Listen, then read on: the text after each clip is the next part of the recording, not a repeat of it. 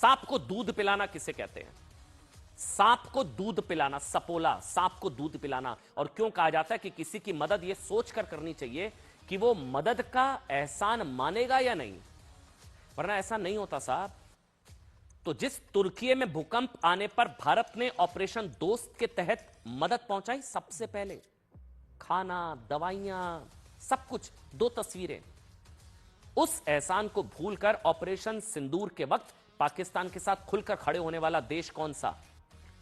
तुर्की था। आतंकी ड्रोन पाकिस्तान के तुर्की के थे, जिसने पाकिस्तान की मदद के लिए जंगी जहाज, ड्रोन, हथियार भेजे। दूसरा एहसान फरामोश देश अजरबैजान, नाम नोट कर लीजिए साहब, अजरबैजान, जिसकी भारत ने कई मुश्किलों में साथ दिया, लेकिन ये देश भी भारत के एहसान भुलाकर पाकिस्तान के भाईजान बन गए। इसी वजह से लाखों भारतीय इन दोनों देशों से चिढ़े हुए हैं। सबक सिखाने की बात हो रही है। इन दोनों देशों की गद्दारी की वजह से भारत में बॉयकॉट टर्की, बॉयकॉट तुर्की, बॉयकॉट अजरबैजान ट्रेंड हो रहा है। नहीं जाना चाहिए साहब। ये आपके टूरिज्म के पैसे से टेररिज्म को एक्सपोर्ट कर रहे हैं, तो इनडायरेक्टली तो आप फंडिंग कर रहे हैं। अगर आप अब टर्की जा रहे हैं, तुर्की जा रहे हैं, बुरा लगे सही लगे, मैं खुलकर बोल रहा हूं, हो सकता है आप लोगों की कोई बुकिंग हो, होटल का रिफंड ना मिले, लोगों के दिमाग में होता है साहब अब तो बुकिंग हो गई है, होटल की बुकिंग है। लेकिन साहब बुरा लगे सही लगे, आपके टूरिज्म के पैसे से ये टेररिज्म एक्सपोर्ट कर रहे हैं देश तुर्की और अजरबैजान, और फिर आप पर आरोप लगेगा कि आप इनडायरेक्टली फंडिंग कर रहे हैं इन देशों की इकोनॉमी। टूरिज्म, भारतीयों का कितना बड़ा रोल, तुर्की भारतीयों का ऑपरेशन बॉयकॉट शुरू हो गया है। देश के करोड़ों नागरिक इन देशों का बहिष्कार कर रहे हैं। हमने सेट किया था ना मालदीव को, फिर घुटनों पर आ गया था मालदीव, याद है? भारतीयों की ताकत, 140 करोड़ भारतीयों की ताकत को समझते हैं ना आप? कैसे लाइन पर आया था मालदीव।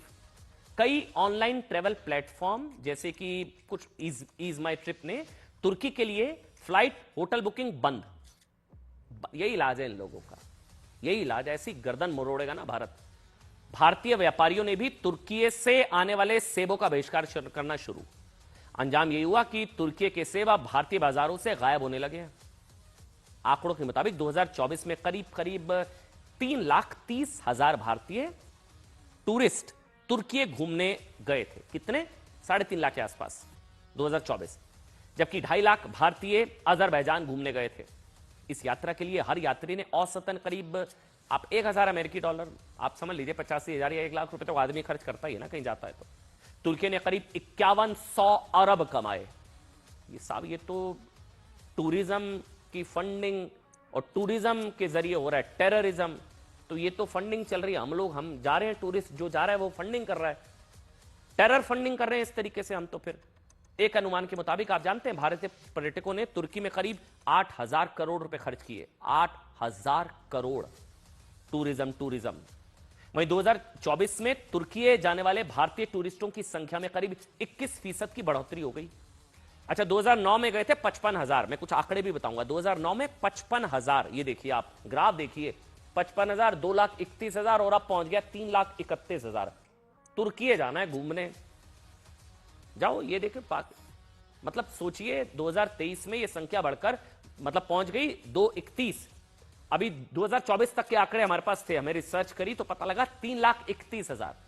लेकिन अब पाकिस्तान का साथ देकर तुर्की भारतीयों से जो नाराजगी मोल ले ली है ना उसने, उसे इसकी भारी कीमत चुकानी पड़ेगी। क्योंकि मैं आपको बताऊं, जो ड्रोन है ना, ड्रोन, ये सारे तुर्की के ड्रोन, आतंकी ड्रोन जो भारत के अलग अलग शहरों में ऊपर मंडरा रहे थे, जिसको भारतीय सेना एक एक करके उड़ा रही थी, एक भी बिल्कुल चाइनीज माल निकला। वैसे तुर्की का भी चाइनीज माल था। ये तुर्की के ड्रोन, ये सारे तुर्की के ड्रोन निकले जो भारत के खिलाफ इस्तेमाल किए गए, भारत के खिलाफ आतंकी ड्रोन तुर्की के। अब जाएंगे तुर्की आप लोग। तुर्की ने भारतीयों से पैसा कमाया, भारतीयों के खिलाफ इस्तेमाल किया, टूरिज्म की कमाई टेररिज्म में इन्वेस्ट कर दी। साहब क्या चल रहा है इस वक्त? बॉयकॉट तुर्की है, ट्रेंड कर रहा है। इसमें लोग खुलकर अपनी बात कह रहे हैं। एक यूजर ने क्या लिखा कि भारत ने तुर्की के मुश्किल वक्त में उसका साथ दिया, लेकिन जब भारत के साथ खड़ा होने का टाइम था तब तुर्की ने दगाबाजी करके दुश्मन का साथ दिया। सांप को दूध पिलाया साहब हम लोगों ने। गुजरात में टूर ऑपरेटर्स एसोसिएशन ने एक बयान में कहा है कि वो अजरबैजान और तुर्की की बुकिंग नहीं लेंगे क्योंकि इन दोनों देशों ने भारत के साथ गद्दारी की है। वैसे आपको यह याद होगा कि मालदीव ने भारत को आंखें दिखाने की कोशिश की थी, तो भारतीयों ने बॉयकॉट मालदीव कैंपेन चलाकर, याद है ना, मालदीव को घुटनों पर हम ले आए थे। पर्यटन की कमाई पर टिका मालदीव जैसा देश भारतीयों की इस मार से करहा उठा और अपनी गलती को सुधार लिया। अब वही गलती तुर्की और अजरबैजान ने की है और इन दोनों देशों का इलाज करने के लिए भारत में कैंपेन चल पड़ा है। आपको भी याद होगा जब करीब 2 साल पहले 6 फरवरी 2023 में तुर्की में विनाशकारी, ये वो तस्वीरें हैं साहब, बुरा लगता है। भारत ने मदद की ना, हम लोगों ने सबसे पहले मदद की थी ना। विनाशकारी भूकंप आया था तब तुर्की को सबसे पहले मदद पहुंचाने वाला देश कौन सा? भारत।